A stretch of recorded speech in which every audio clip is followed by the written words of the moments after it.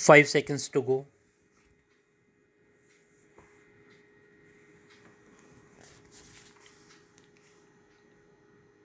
Start. It seems to me that there are three principal ways in which we can learn to do things or to understand things: looking, reading, or hearing. We can watch things done by other people and copy their movements and actions. This is the way in which we learn when we are very young. Babies and all young animals, of course, are very quick to copy the acts of their mothers, and in this way, they learn a very great amount in a remarkably short time. We continue throughout our lives to learn in this way, for we are always seeing others do certain things in certain ways and then making some attempt to carry out like acts ourselves. When we grow up, however, we are able to make observations within much wider limits, and we are free to learn great number of things simply by watching. Not only can we see the life going on round about us, but we have also brought right into the home the moving picture and the TV set. There is perhaps no more interesting and successful method of learning about other countries than to watch moving pictures that have been taken in those places. Most of us find it much easier to remember what we have seen than to remember what we have read in a book or have been told.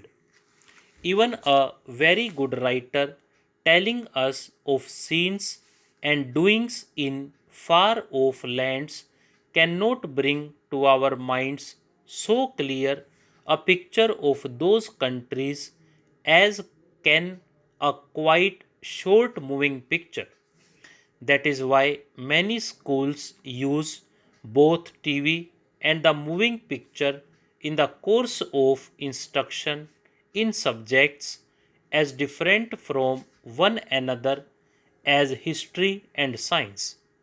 In such subjects, mere reading is not enough to give a complete picture of the material under consideration. We can then use our eyes when we want to learn, using our powers of seeing and of observation. We must also, however, use our powers of hearing.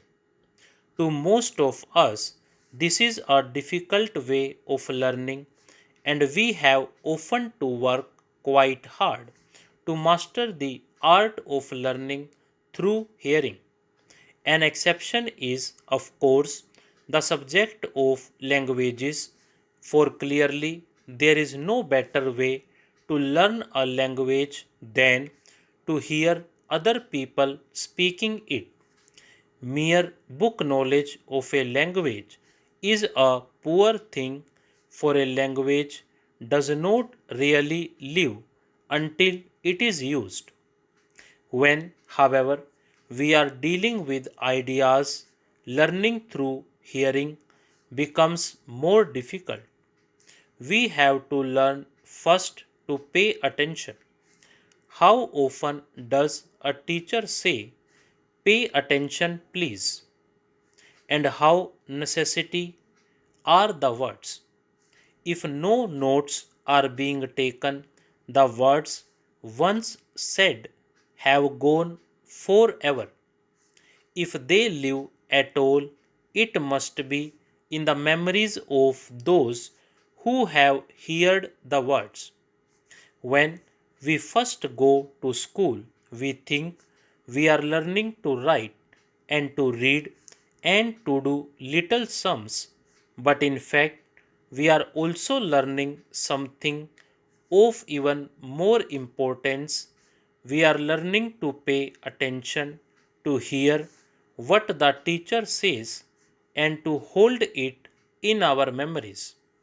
The person who is able to pay attention is a much better learner than the person whose mind is always going off into other fields of thought, even though the two people may have equally good minds in other respects. Many people who attend public meetings find that their attention is not always given to the person speaking, and it is indeed a good man or woman who can hold our complete attention for half an hour or more.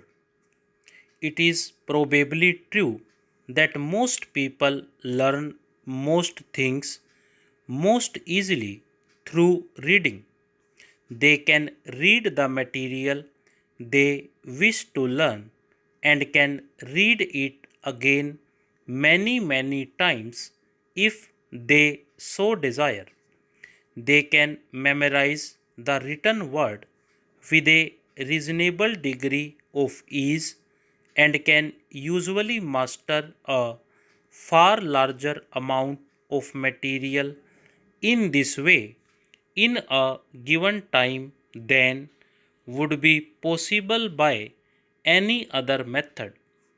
Seeing, reading, and hearing all play their part in our complete development as we grow into men and women. Stop.